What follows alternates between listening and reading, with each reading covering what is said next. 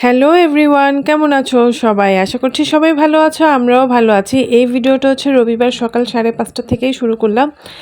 তো সকালবেলা প্রত্যেক দিনের মতো উঠে চা বানালাম, কিন্তু আজকে আর ভাত রান্না করিনি, কারণ আজকে একটু অন্য কিছু রান্না করার প্ল্যান আছে। আসলে আমি সকালবেলা উঠে কি রান্না করব সেটা আমি আগের দিন রাতেই মোটামুটি ঠিক করে রাখি। আর যেদিন ঠিক করে রাখতে পারি না ওদিন না মানে সকালবেলা উঠে অনেক ঝামেলা হয়ে যায়। তো আজকে চিন্তা করলাম যে একটু চিকেন বিরিয়ানি করে ফেলবো একেবারে। তো একদম কাজ শেষ হয়ে যাবে। তো ফার্স্টে তেল গরম করে ওখানে পেঁয়াজ দিয়ে দিলাম, পেঁয়াজ কুচি। তার মধ্যে আবার দেখো কারেন্ট চলে গেছে। আর এদিকে এগুলো করতে করতে মানে আমি অন্যদিকে মাংসটাও কেটে নিয়েছিলাম, কেটে ধুয়ে নিয়েছিলাম। তো যার কারণে অনেকটা সময় নষ্ট হয়েছে। তারপর দেখো পেঁয়াজগুলো ভাজা হয়ে যাওয়ার পর ওখানে আলুও দিয়ে দিয়েছি, আলুগুলো একটু ভেজে নিচ্ছি। যদি মাংসটা আমি আগের দিন মানে গতকাল রাতে কেটে রাখতাম তাহলে অতটা হয়তো সময় নষ্ট হতো না। তারপর আদা বাটা, রসুন বাটা সব কিছু একসাথে দিয়ে এখন আরেকটু তেলের মধ্যে এটা কষিয়ে নিব। আর কষানো হয়ে গেলে এখানে জিরার গুঁড়ি, হলুদের গুঁড়া, তারপর হচ্ছে মরিচের গুঁড়া দিয়ে মশলাটা আরও ভালো করে কষিয়ে নেব। আমি ফার্স্টে মনে করেছিলাম এখানে আমি একটা মানে সব মানে গোটা মশলাগুলো গুঁড়ি করে একটা মানে মশলা বানাবো, কিন্তু দেখো কারেন্টটা চলে গেছে, তো ব্লেন্ডারও তো আর করা সম্ভব না এখন। তো ওই মশলাটা আর বানাতে পারছি না, কিন্তু আমি এখানে কোনো প্যাকেট জাতীয় বা মানে কোনো বাইরের কোনো মশলা ইউজ করছি না, ঘরে যা আছে ওগুলো দিয়ে আজকে বিরিয়ানিটা রান্না করব। তো যেটা বলছিলাম, গতকাল রাতেই কিন্তু চিকেনগুলো ফ্রিজ থেকে বের করে রেখেছিলাম, কিন্তু সকালবেলা উঠে দেখি মানে বরফ তারপরে ভালো করে মানে ছাড়েনি, এরকম একটা অবস্থা। আর চিকেনের মধ্যে একটা ছিল তোমার কি বলে চামড়া সহ, মানে একটার মধ্যে স্কিন সহ ছিল আর একটা স্কিন ছাড়া ছিল। তো এই যে চিকেনগুলো দিয়ে দিলাম, তারপর লবণ দিয়ে দিলাম, আর চিকেনটা ভালো করে এখন মশলার মধ্যে কষিয়ে নিব। তো এই যে দেখো মানে এখন কিন্তু প্রায় 6:30টার মতো বাজে, হাতে কিন্তু সময় আছে আর আধ ঘন্টা, কারণ 7টার পর অমন বেরিয়ে যাবে। তো এখানে আমি এরপর কাবাব চিনি, তারপর হচ্ছে শাহি জিরা, একটু জয়িত্রিক সব কিছু দিয়ে ভালো করে আবার নাড়াচাড়া করে কিছুক্ষণ ঢাকা দিয়ে রাখবো মশলাটা কষানোর জন্য। তারপর এখানে আমি এই যে তেজপাতা, দারচিনি, এলাচ, লবঙ্গ, গোলমরিচ সব কিছু রেখেছিলাম, তো ওটাও এখন দিয়ে দিলাম। ওটাও দিয়ে ভালো করে নাড়াচাড়া করে নিচ্ছি। আর এখন আমি গাছের চামিচ ইউজ করছি, কারণ গাছের চামিচ ইউজ করলে দেখা যায় কি হাতও মানে কেটে যাওয়ার একটা সম্ভাবনা কম থাকে, আর চিকেনগুলো বা মাংসগুলো মানে ভেঙে যায় না। তারপর মাংসটা কষানোর পর আমি মানে চিকেনগুলো সব কিছু তুলে নিচ্ছিলাম, একটা একটা করে পিসগুলো তুলে নিয়ে নিব এখন।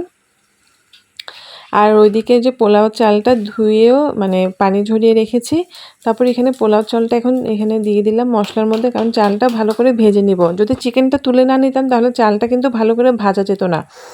তো আলুটা তুলিনি, কারণ আলুটা তো মানে সেদ্ধ হতে একটু সময় লাগে, তো যার কারণে আলুটা তুলিনি। আলুসহ মানে মানে মশলা যেখানে মশলা যেটা ছিল ওটার মধ্যে মানে চালগুলো দিয়ে ভালো করে চালটা ধুয়ে ভেজে নিব।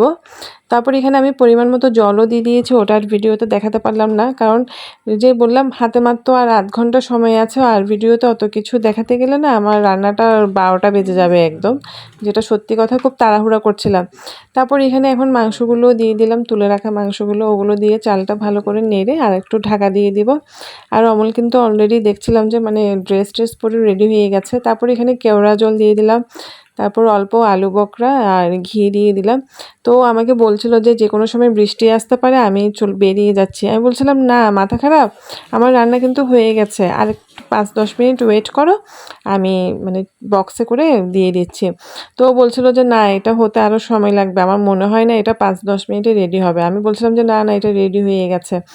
তো এই যে মোটামুটি একদম মানে মনে হচ্ছিল যে মানে কোনো একটা মেশিন চালু করে মানে বিরিয়ানিটা তাড়াতাড়ি রেডি করে ফেলি, এরকম অবস্থা। কিন্তু তারপরেও মানে ওয়েট করতে করতে হয়ে গেছে বিরিয়ানিটা রেডি। এখন আমি ওকে বক্সে করে এটা দিয়ে দিলাম। আর ওর না মানে মাঝখানে একটু বাথরুমে এসেছিল, অমলের টয়লেট এসেছিল, তো যার কারণে আমি আরেকটু সময় পেয়েছি। ও যখন ওয়াশরুমে গেল আমি আরেকটু সময় পেলাম বিরিয়ানিটা মানে রেডি করার জন্য। কি একটা বাজে অবস্থা, প্রত্যেক দিন মানে অফিস যাওয়ার টাইমে বৃষ্টিটা শুরু হয়। এই যে এখনও অফিস যাবে মানে বের হচ্ছে, এখনই আবার বৃষ্টিটা শুরু হয়ে গেল। সকাল থেকে কিন্তু কোনো মেঘ ছিল না, কিচ্ছু ছিল না। মানে 5টা বাজে তো 5:30 বাজে ঘুম থেকে উঠেছি, তখন কিন্তু কোনো মেঘ ছিল না, কিন্তু এখন দেখলাম যে আবার বৃষ্টি শুরু হয়ে গেছে। প্রত্যেকটা দিন অফিসে যাওয়ার সময় এরকম বৃষ্টি হয়, মানে ভিজে ভিজে যেতে হয়। আর ওর যে রেইনকোটটা আছে ওটা না মানে নষ্ট হয়ে গেছে আসলে।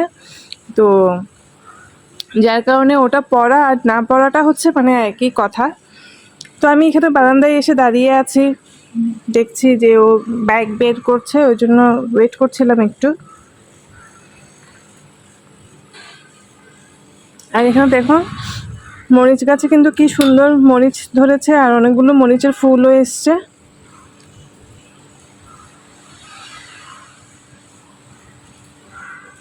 তারপরে এখানে একটা পুঁই শাকের লতা ছিল, ওটা কি ফেলে দিয়েছে কিনা আমি ঠিক বুঝতে পারছি না।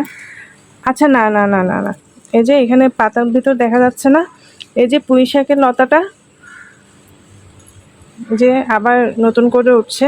কারণ এটা তো আমি গত একটা ভিডিওতে দেখিয়েছিলাম, এটা আমি অর্ধেক কেটে নিয়েছিলাম কিন্তু গোড়াটা ছিল, যার কারণে আবার এটা বড় হচ্ছে এবং পাতা পাতা ধরছে আর কি, নতুন নতুন পাতা গজাচ্ছে।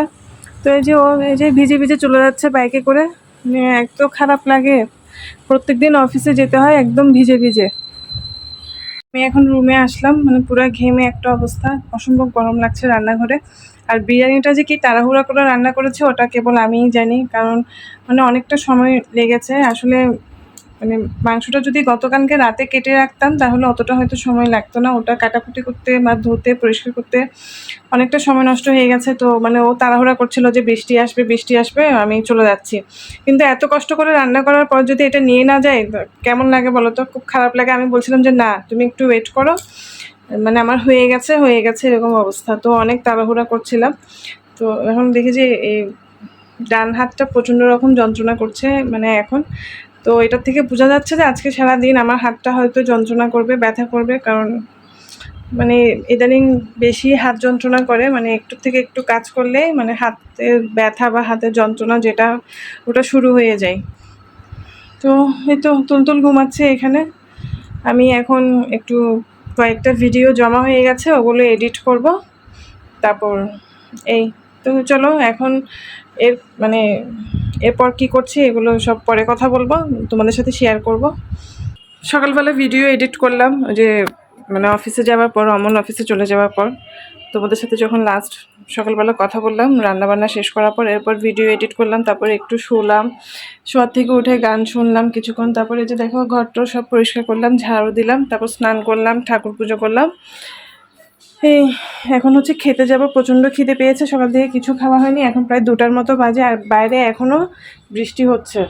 মানে কিছুক্ষণ জোরে হয় কিছুক্ষণ একটু একটু হয় এরকম অবস্থা, মানে আজকে সারাদিন মনে হয় এভাবেই চলবে।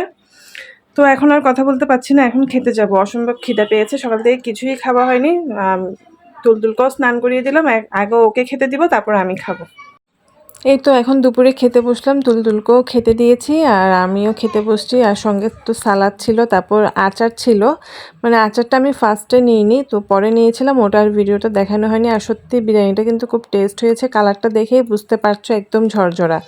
তারপর সন্ধ্যার পর অমল অফিস থেকে আসার সময় কিছু বাজার এনেছে, এই যে এখানে কলমি শাক, তারপর বাঁশকুড়োল এনেছে। আর আগামীকালকে তো আমি মানে সোমবার, তো আগামীকালকে শিবের পুজো করব। তো এখানে ডাব, দুধ, তারপর হচ্ছে ঢ্যাঁড়স এনেছে, অল্প পুঁই বীজ এনেছে, মানে ডাব দুধটা এনেছে ওই যে পুজোর জন্য। তারপর এখানে পুজোর জন্য আবার ফুল, বেলপাতা, দূর্বা, তারপরে যে আলাদা করে আবার শিব পূজার জন্য আকন্দ ফুলটাও এনেছে। তারপর এখানে দেখলাম যে একটা কালো পলিথিনে কী জানি, তো হাত দিয়ে বোঝা যাচ্ছিলো যে এটা হচ্ছে ধূপকাঠির প্যাকেট, তো ওটা আমি আর খুললাম না, এখন এটা এভাবেই থাকবে। তারপর এখানে পুজোর জন্য ড্রাগন ফলও এনেছে। তো আজকের ভিডিওটা এখানে শেষ করছি, tata, bye bye and thanks for watching.